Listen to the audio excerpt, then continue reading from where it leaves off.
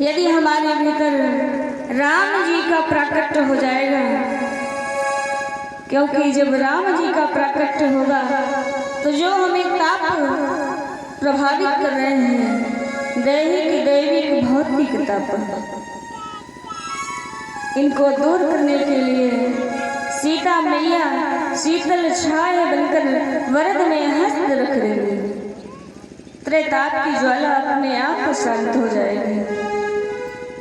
जैसे हम धूप को नहीं रोक सकते हैं, धूप को हम कैसे रोक सकते हैं कि धूप हमारे सर पे ना लगे, पर धूप को नहीं रोक सकते इसका मतलब ये नहीं कि छाता भी नहीं लगा सकते। धूप को रोकने के लिए हम छाता लगा सकते हैं। उसी प्रकार सीता मैया का जो वरद हस्त हमारे सर पे हो जाएगा तो ये त्रेताप की ज्वाला अपने आप शांत हो जाएगी। बोलिए जानकी मैया की जय हो। तो बाहर भी शीतलता और अंदर भी शीतलता, सर्वत्र शीतलता ही मिलना प्रारंभ हो जाएगा। और शाश्वत सुख की प्राप्ति तभी संभव है जब सीता और राम दोनों की कृपा है। इस प्रकार ऐसा भाव जीवन में आ जाएगा, उसी क्षण श्री राम भगवान का प्राकट्य हमारे हृदय में हो जाएगा। तभी भय प्रगट कृपाला दीन दयाला कौशल्या हितकारी, हर्षित महतारी मुनि मनिहारी अद्भुत रूप निहारी। इस प्रकार से प्रभु का प्राकट्य अयोध्यापुरी में होता है। सारी सखियां सज धज करके आती हैं, सुंदर लहंगा चुनरी पहन करके आते हैं। आज महाराज दशरथ याचकों को अयाचक कर देते हैं, इतना धन देते हैं। सर्वस्तान दीन है सबका, जेहि पावा राखा नहीं ताहू। भगवान राम ने सबको सब प्रकार का दान दिया है, और जिसने भी पाया उसने अपने पास नहीं रखा। ऐसा भगवान ने क्या दिया कि पाया तो सभी ने पर अपने पास नहीं रखा। गृह गृह बाज बधाव शुभ, प्रगट भय सुख कंद। हर्षवंत सब जहाँ तहाँ, नगर नार नर वृंद। घर घर आनंद छा गया, क्योंकि भगवान श्री राम ने जन्म लिया है। पूरी अयोध्या नगरी इतनी सुंदर सजाई गई कि लगने लगा जैसे दीपावली आज ही आ गई। पूरा नगर जगमगाने लगा, क्योंकि भगवान ने लिया है। संसार का जो आनंद होता है पहले बढ़ता है फिर घटने लगता है, पर जो परमात्मा का आनंद होता है जब बढ़ना प्रारंभ हो जाता है तो बढ़ता ही रहता है, घटता ही नहीं।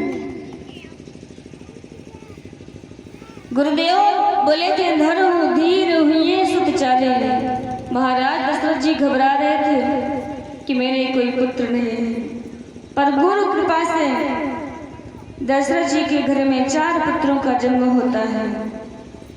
वह सुख संपत्ति समय समाजा, कही न सके सारद अहिराजा। उसमें पुत्र जन्म का जो आनंद है सारे अयोध्यावासी प्राप्त कर रहे हैं। यदि आप किसी से पूछें जो चीनी खा रहा हो, उससे पूछो कितना मीठा है भाई, तो वो बता सकता है कितना मीठा है। बोलेगा बहुत मीठा है, पर बहुत से आपको पता नहीं चलेगा, पता नहीं कितना बहुत है। ये तो खाने वाला ही अनुभव कर सकता है कितना मीठा है। तो आज अयोध्या वासियों को भगवान मिल गए तो उनके आनंद का ठिकाना ही नहीं। कितने आनंदित हैं, क्योंकि भगवान कहते हैं मैं तो सबके साथ हर पल हर क्षण रहता हूँ। है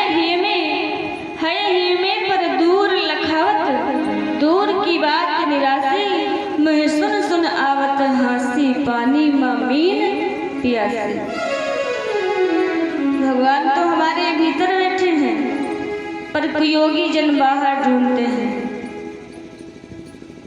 इस संसार के विष का पान करते रहते हैं, परमात्मा को नहीं प्राप्त कर पाते हैं, क्योंकि जहां हम ढूंढते हैं वहां है ही नहीं तो मिलेंगे कहां से। तो इस संसार के जो विषय रस हैं, जब तक हमारे जीवन से निकल नहीं जाएंगे तब तक प्रभु का नाम रूपी अमृत हमारे जीवन में कैसे चढ़ सकता है। किसी ने कहा है प्रभु का नाम ऐसा अमृत है, एक बार इसको जो पान कर लेता है वो कृतार्थ हो जाता है।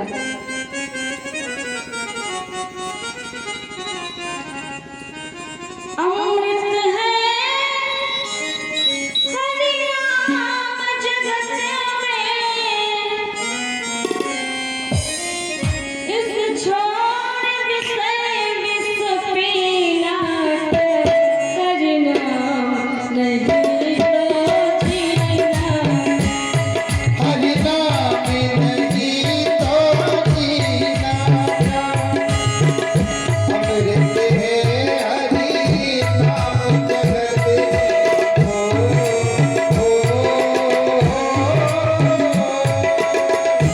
अमृत है हरि नाम जगत में,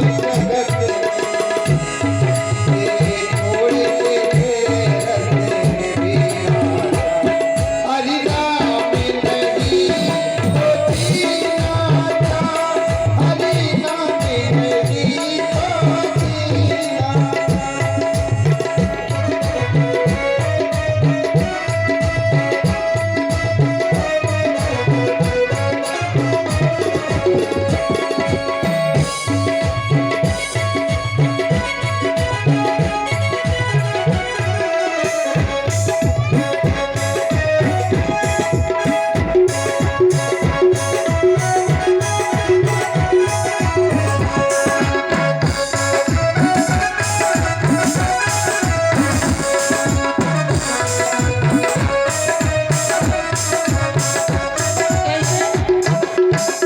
काल सदा अपने रस डोले, राजा ने कब सिर चढ़ बोले। सदा ना जाने कब सर चढ़े। काल सदा अपने रस डोले, राजा ने कब सिर चढ़ बोले। सदा अपने ना जाने कब सिर चढ़। हरि का नाम जपो निशिवासन, हरि का नाम जपो निशिवासन। इसमें रस महीना क्या,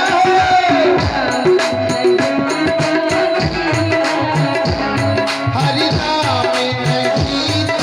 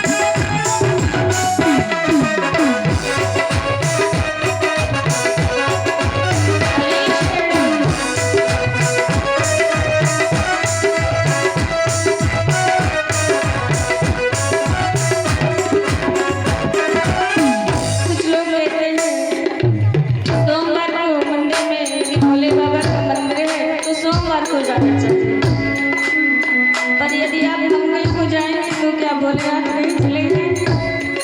ऐसा नहीं है। ये दिन उनके लिए बनाए गए हैं जो मंदिर में कभी जाते ही ना हो। उनके लिए है कि सोमवार को तो तो कम से कम जाएंगे, और भक्तों के लिए तो नित्य प्रति कभी भी जा सकते हैं। तो कहना है तीरथ है हरि नाम हमारा, फिर क्यों फिरते मारा तीरथ है हरि नाम हमारा, फिर क्यों फिरते मारा तीरथ है हरि नाम हमारा, फिर क्यों फिरते मारा तीरथ है हरि नाम हमारा, फिर क्यों फिरते मारा।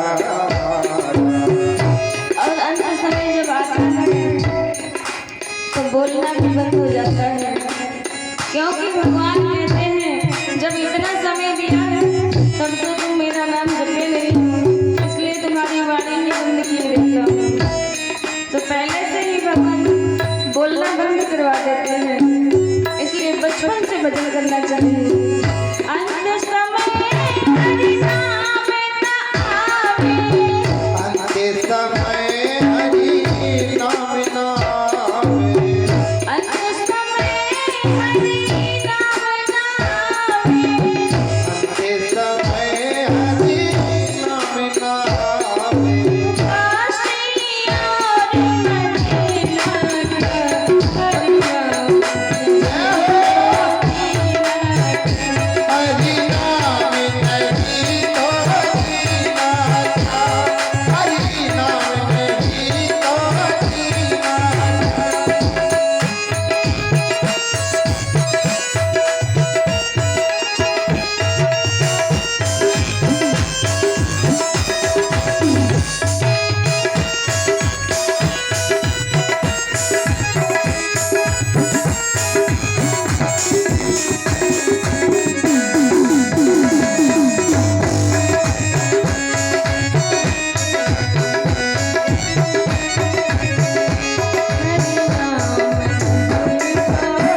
था,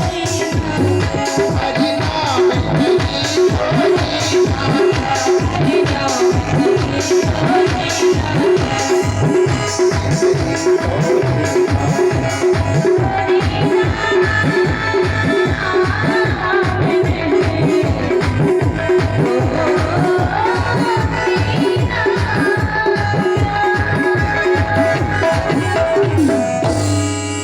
हरे राम नहीं तो जीना। यदि भगवान का नाम जीवन में नहीं है तो ऐसे जीने से क्या फायदा है। हरि नाम नहीं तो जीना क्या, भगवान का नाम लेते रहो, जीवन बड़ा अच्छा बन जाएगा। आपने देखा होगा किसी किसी के जीवन में कितना दुख आता है, बचपन से लेकर के बुढ़ापे तक दुख आता है, पर वो फिर भी भगवान का नाम जाप करना नहीं छोड़ता है, क्योंकि वो जानता है ये मेरे कर्मों का प्रभाव है जो मैं इस जन्म में दुख पा रहा हूँ। जब जब व्यक्ति के जीवन में पुण्य कर्म संचित होते हैं तो उसे सुंदर सुख मिलता है, क्योंकि सुखे सदी पापम क्षीयते, दुखे सदी पुण्यम क्षीयते। जब जीवन में सुख आता है तो पुण्य नष्ट होने लगते हैं, पाप आता है, क्योंकि पाप और पुण्य एक दूसरे के पूरक है। जैसे धूप और छाया आती है वैसे ही ये दोनों आते हैं। कोई चाहता नहीं है कि हम दुखी हो जाए, कौन है संसार में जो चाहेगा कि हमारे जीवन में कष्ट आ जाए, पर फिर भी आता है क्योंकि प्रारब्ध के अधीन है। तो जो प्रारब्ध अधीन है वो तो आएगा ही। दुखालय शाश्वतम, इस संसार का नाम ही दुखालय है, और जहाँ पर जो चीज मिलती है वही मिलेगी। आप भोजनालय में चले जाएं और कह दें महाराज बढ़िया सी कोई पुस्तक दीजिए जिसे पढ़कर आनंद आ जाए, तो भोजनालय में पुस्तक कहाँ रखी है? भोजनालय में तो केवल भोजन मिलेगा। यदि पुस्तक चाहिए तो पुस्तकालय जाओ, तभी तो पुस्तक पढ़ने को मिलेगी। उसी प्रकार ये संसार दुखालय है और यहाँ तो केवल दुख ही मिलता है और हर व्यक्ति यहाँ दुखी है। यदि किसी के पास बहुत ज्यादा धन है, सब कुछ है, तो हो सकता है उसके पास पुत्र ही ना हो, कोई संतान ही ना हो, और यदि पुत्र भी है तो कोई विकार हो शरीर में, क्योंकि जो अपने कमाई का 10वां अंश नहीं खर्च करता है, धर्म कार्यों में नहीं लगाता है, उसकी संतानें विकृति हो जाती है। इसलिए जो भी कमाए उसका 10वां अंश हमेशा निकाल करके रखते जाएं, और जब कभी ऐसा शुभ अवसर आए तो उस अवसर में अपने 10वें अंश का भाग दान करते जाएं। आपके जीवन में कभी दुख नहीं आएगा। यदि कोई थोड़ा सा धनवान है तो जो उससे नीचे होते हैं वो सोचते हैं हम ही बड़े गरीब हैं। देखो वो कितने रईस हैं। पर वर्णन किया गया है कि इस संसार में कौन व्यक्ति सुखी है। दीन कहे धनवान सुखी, धनवान कहे सुखी राजा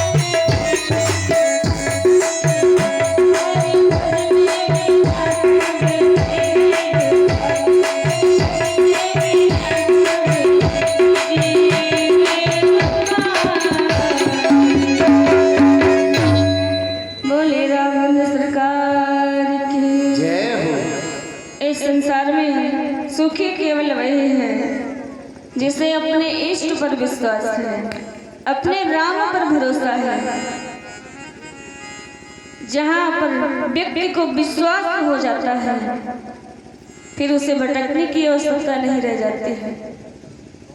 विश्वासम फलदायक है।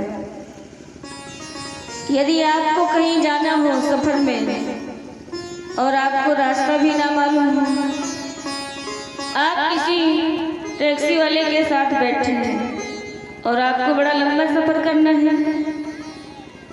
तो यदि आप उस टैक्सी वाले की बात पर विश्वास नहीं करेंगे कि सीधे पते पर ले जाएगा कि नहीं, तो बताइए आप पहुंच सकते हैं? नहीं पहुंच पाएंगे। तो आपको विश्वास करके बैठना होगा तभी वो मंजिल मिलेगी। इसलिए विश्वास करके बैठे, परमात्मा अवश्य मिलेंगे। जरूरी नहीं कि भगवान अपने ही रूप में आए, किसी भी रूप में भगवान मिल सकते हैं। जीवन में सबको एक बार परमात्मा अवश्य मिलते हैं, पर व्यक्ति पहचान पाए ये उसकी महानता है। पता नहीं किस वेश में मिल जाए। जग की सेवा खोज अपनी प्रीति प्रभु से कीजिए, जिंदगी का राज्य है यह जान कर जी लीजिए। एक भक्त था, बड़े ही परम भक्त श्री रामकृष्ण परमहंस जी। उनके पास एक देलही से भक्त आया। उसने पूछा, महाराज मैंने सुना है कि दुर्गा मैया आपको दर्शन देती है, आपसे बात करती है। परमहंस जी ने कहा, हाँ करती है। तो तुझे क्या मतलब है? बोला, महाराज अब जब माता जी आपके पास आए तो उन्हें हमारे पास भेज देना। परमहंस जी ने कहा, अवश्य भेज देंगे, पर तू अपना पता बता दे। बताने लगा कि इस गली में इस मकान नंबर में मेरा घर है। परमहंस जी ने कहा, ये तो तुम्हारे घर का पता है। फिर बताने लगा कि उस दुकान में उस जगह हम बैठते हैं। परमहंस जी ने कहा, ये तो तुम्हारी दुकान का पता है, हम तो तुम्हारा पता पूछ रहे हैं। अब वो बड़ा हैरान हुआ, छाती में हाथ रख करके बैठ गया। परमहंस जी ने कहा, ये तो छाती की ओर संकेत है, ये तुम्हारी छाती है, तुम अपना पता बताओ। अब वो इतना परेशान हुआ, महाराज क्या बताएं, हमें अपना पता नहीं है।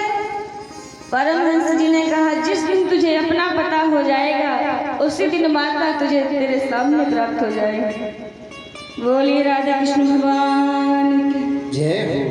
और सचमुच ये बात है, मंजिल तक पहुंचकर मंजिल को ढूंढते हैं, मंजिल तक पहुंचकर हम मंजिल को ढूंढते हैं। ये कैसी बदनसीबी है, हम खुद को ढूंढते हैं। और यदि इसलिए जानना है तो केवल अपने आप को जानो। लोग कह देते हैं, उनका स्वभाव होता है कि हम उनको तो बड़े अच्छी तरह जानते हैं, पर अपने आप को नहीं जानते हैं, दूसरों को बहुत जानते हैं। ऐसा नहीं कि लोग हमें जानते ना हो, ऐसा नहीं कि लोग हमें जानते ना हो, हम अजनबी तो हैं मगर अपनी नजर में। बोलिए राघवेंद्र सरकार की जय हो। यदि हमें भगवत दर्शन हो जाए, अनुभूति हो जाए मन में कि परमात्मा हमारे साथ है, हमारे पास है, तभी परमात्मा की प्राप्ति होगी। पर विश्वास जब तक जीवन में नहीं आएगा तब तक कुछ संभव नहीं है, क्योंकि वर्णन किया गया है, जाने बिनु न होई परती।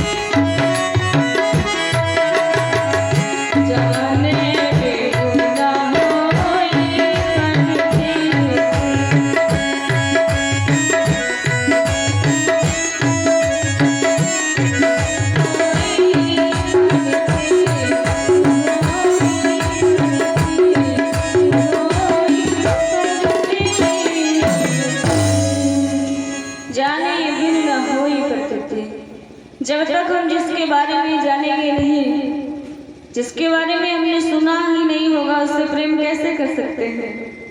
तो पहले जानिए, तो भगवान की कथाओं को सुनो। जब भगवान की कथाओं को सुनोगे तो तुम्हारे अंदर प्रेम जागृत हो जाएगा, और जब प्रेम जागृत हो जाएगा तुम्हें विश्वास हो जाएगा तो परमात्मा तुम्हारे सामने आ जाएगा। भगवान श्री राम ने सबको दान दिया, सर्वस्व दान दीन सब काहू, जिमि पावा राखा नहीं ताहू। सबसे पहले वरदान मांगने चंद्रमा आया। भगवान ने चंद्रमा को वरदान दिया कि द्वापर में कृष्ण अवतार में हम तुम्हारे वंश में आएंगे। फिर रात आई, प्रभु मिलन आई जनु राते। रात्रि ने कहा प्रभु हमें आपकी कृपा चाहिए, क्योंकि जितने भी अनैतिक कार्य होते हैं वो सब रात्रि में ही होते हैं। लूटपाट, चोरी, डकैती ये सब रात्रि में होते हैं। रात्रि ने कहा हमें भी आपकी कृपा चाहिए। मास दिवस कर दिवस भाव, मरम न जाने कोय। रथ समेत रविधा क्यों, निशा कवन विधि होय। भगवान की कथा ही ऐसी है कि कोई अपने को रोक ही नहीं पाता। कौन नहीं चाहेगा कि प्रभु से हमारा मिलना ना हो।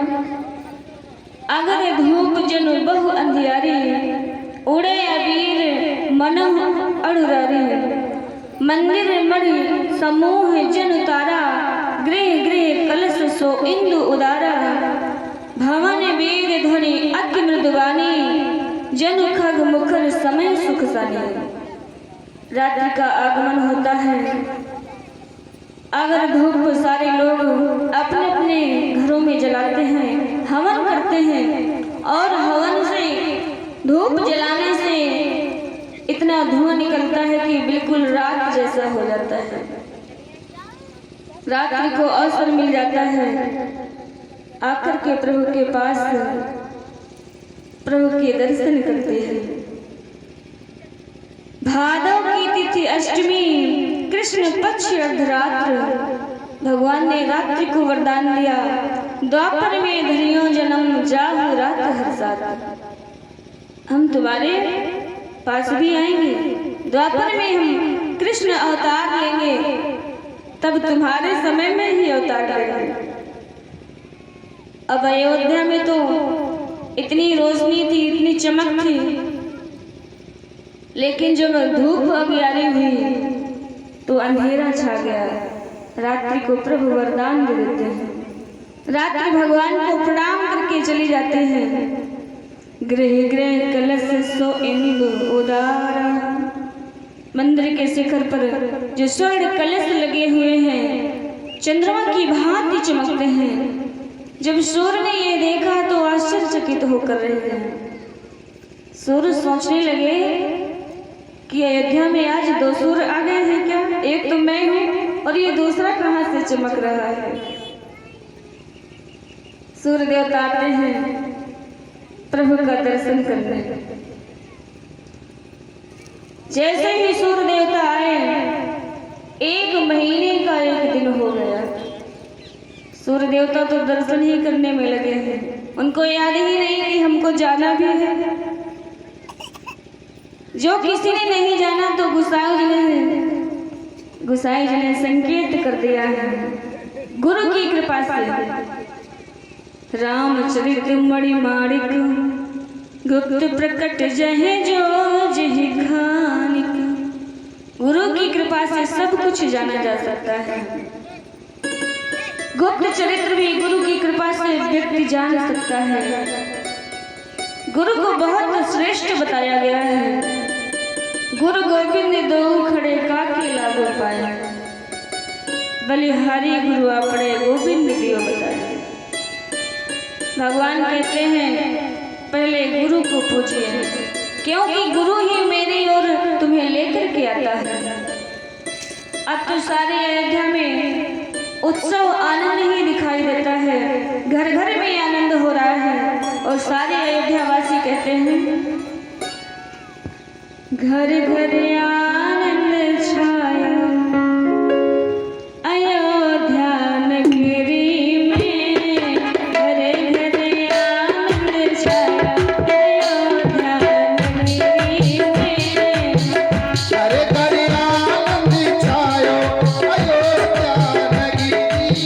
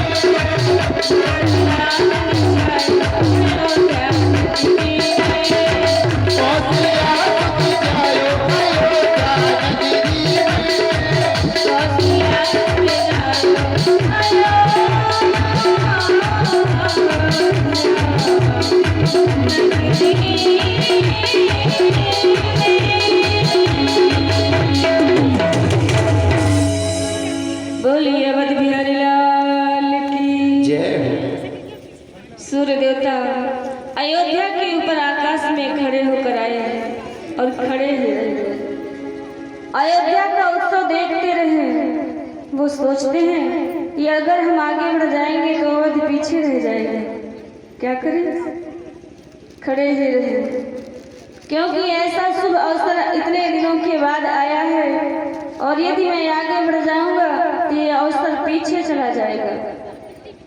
इसलिए सूर्यदेव खड़े होकर ही देखते रहे और भजनों का आनंद लेते रहे। फिर सोचा चलना भी है हमें, क्योंकि यदि हम रुक जाएंगे तो सृष्टि रुक जाएगी। सूर्यदेव सोचने लगे अयोध्या वासी तो आनंद ले रहे हैं पर हमें तो सबको देखना है। अयोध्या वासी सोचते हैं कि रात्रि हो तो हम भजन बंद करें और सूर्यदेव सोचते हैं कि हम चले जाएंगे तो उत्सव बंद हो जाएगा, हमें समझ में नहीं आएगा, पीछे रह जाएगा।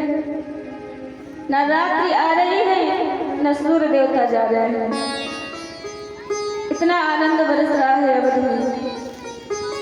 सूर्य नारायण इसी चक्कर में 1 महीने से एक जगह खड़े हैं। बड़ा ही आनंद है अयोध्या नगरी में। तुलसीदास जी कहते हैं भगवान श्री राम ने अवतार लिया है। जब भगवान श्री राम ने अवतार लिया तो अयोध्या में 1 महीने का 1 दिन हुआ। 1 मास तक दिन ही दिन बना रहा, अंधकार का आगमन ही नहीं हुआ। मास दिवस का दिवस भा मर्म न जाने कोई, रथ समेत रवि था क्यों निशा कमन विधि होय।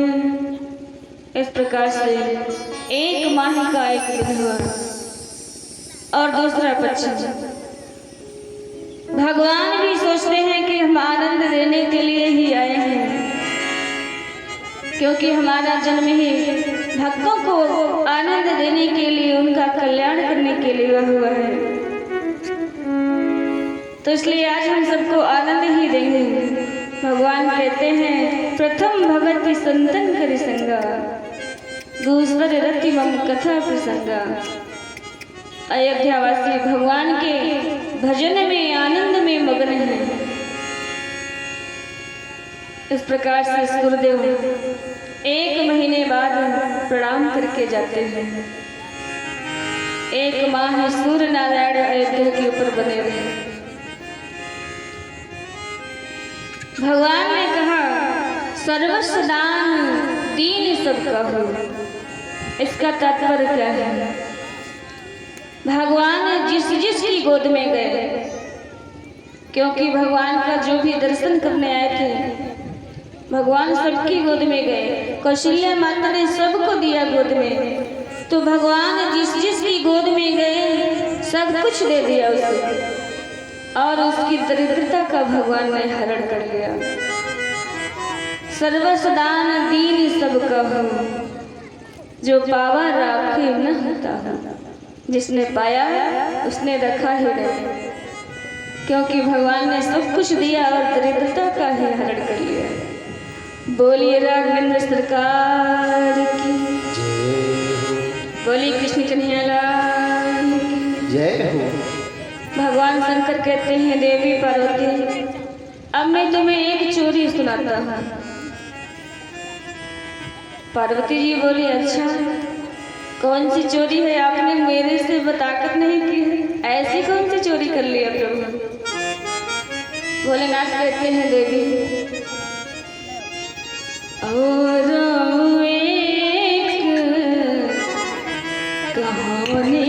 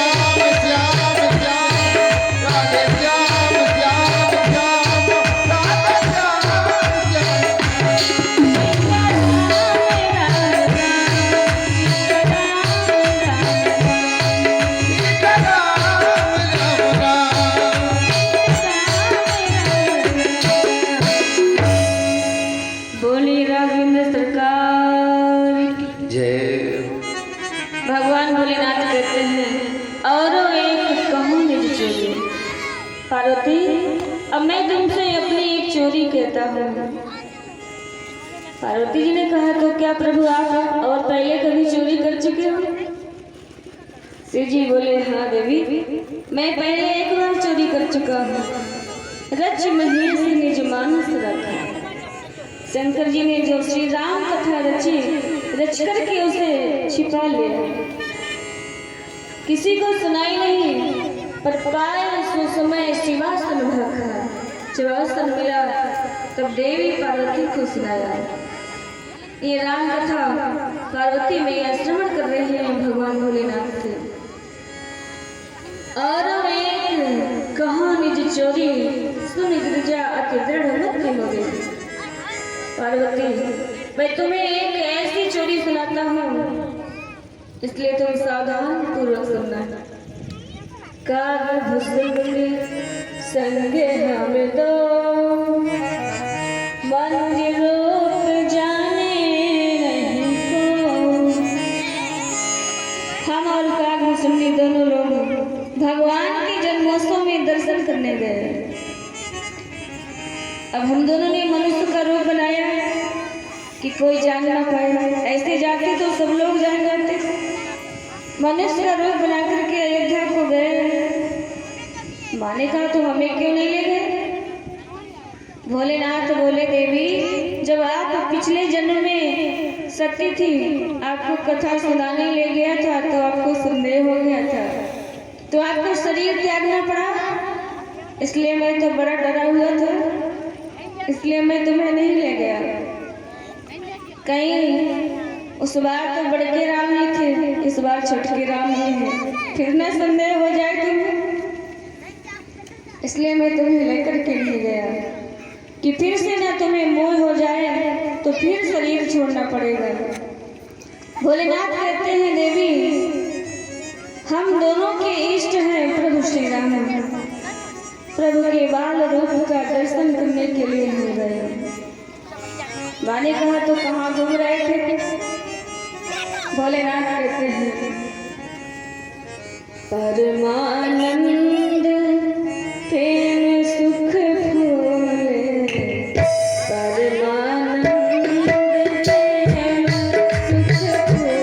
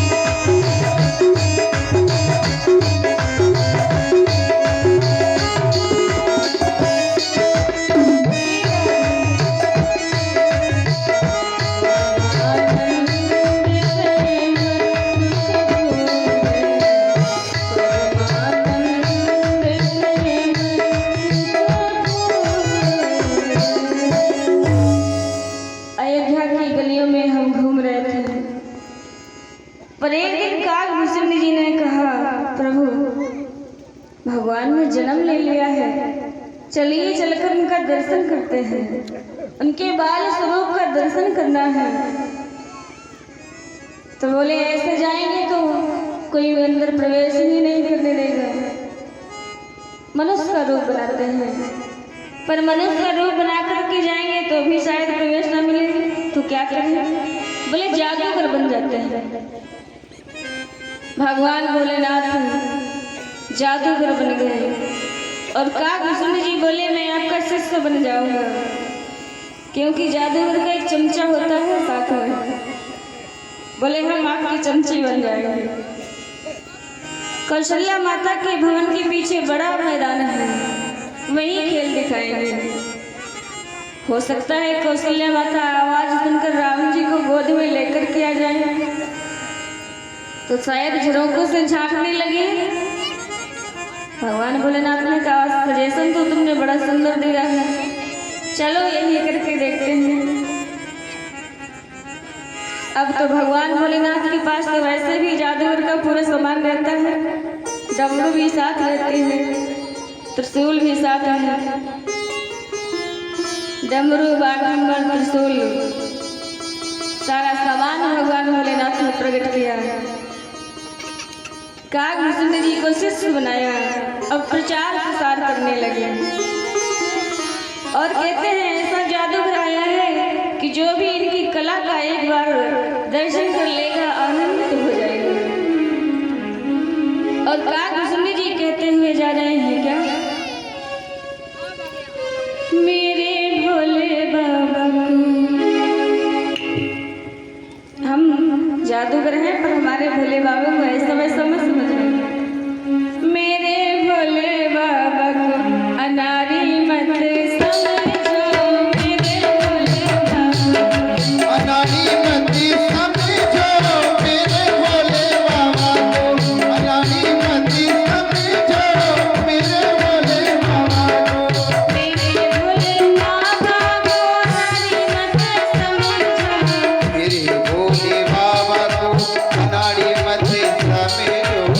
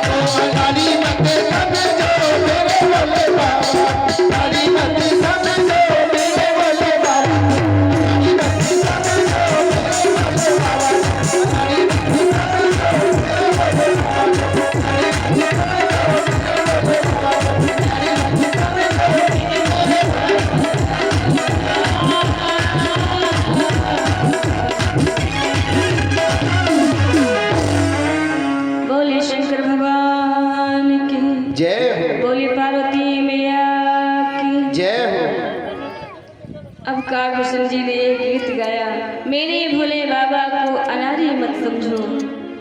डमरू बजाया भोलेनाथ ने, भीड़ इकट्ठा होने लगी। 5-7 वर्ष के बालकों की भीड़ लगने लगी। कागभूषण जी ने कहा, बाबा आप काम दिखाओ। भगवान भोलेनाथ बोले, अभी और भीड़ इकट्ठा होने दो। जिनके लिए ये काम कर रहे हैं वो तो अभी आए ही नहीं है। माता कौशल्या के भवन के पीछे है भोलेनाथ। कागभूषण जी कहते हैं, महाराज अब तो बहुत भीड़ हो गई है, आप खेल दिखाना तो शुरू करो। भगवान भोलेनाथ बोले, अब खेल दिखाने की क्या जरूरत है, ऐसे ही तमाशा चलने दो कुछ देर। ऐसे ही डमरू बजाते हैं, हम डमरू बजाएंगे तुम गाना गाओगे। धीरे धीरे भीड़ इकट्ठा होने दो। भगवान भोलेनाथ डमरू बजाते हैं, कागभूषण जी गीत गाते हैं। रीत विनीत सो कौतुक सो रच गीत भुसुंद जुगावन लागी, और झांकी झरोकन में डमरू पति पार्वती के बजावन लागी। श्री कागभूषण जी गीत गाते हैं, भोलेनाथ जी डमरू बजाते हैं, मधुर वचन बोले तब कागा। महल तक आवाज जाती है। मैया ने सुना, अरे दासी ये कौन आया है, बड़ा शोर मचा रहा है, मेरे लाला की नींद खराब हो रही है। मैया ने दासी से कहा, प्रभु पलना में पड़े पड़े चौंक जाते हैं, क्योंकि मेरे भोलेनाथ मेरा दर्शन चाहते हैं। चौके परे पलना में प्रभु प्रहरी प्रतिशोध को धावन ला। भगवान राम अचानक चौक पड़े। मैया कौशल्या ने कहा, यहाँ कोई पहरेदार भी नहीं है क्या? अरे भगाओ इनको, शोर मचाते हैं। कौन है, कहाँ से आवाज आ रही है? तो आहे भरी अनुराग भरे इन भागवतों को भगावन राग। पहरेदार भागे, किसी ने डमरू छीन लिया, किसी ने बाघम्बर। जाओ भाग जाओ यहाँ से। कागभूषण जी से शंकर जी ने कहा, बेटा चलो, अभी यहाँ ये काम नहीं होगा, उठाओ झोली। भगवान भोलेनाथ कागभूषण जी वहां से चल पड़ते हैं। सोचते हैं अब कल फिर से आएंगे, कल दूसरा नया खेल करेंगे। चले जाते हैं सरयू के किनारे। भगवान बैठे बैठे मुस्कुरा रहे हैं। कागभूषण जी ने पूछा, महाराज क्यों मुस्कुरा रहे हो, क्या विचार बना रहे हो? भगवान भोलेनाथ ने कहा, दूसरा रूप बनाएंगे। तो बोले, ये रूप कब तक बनाते रहोगे?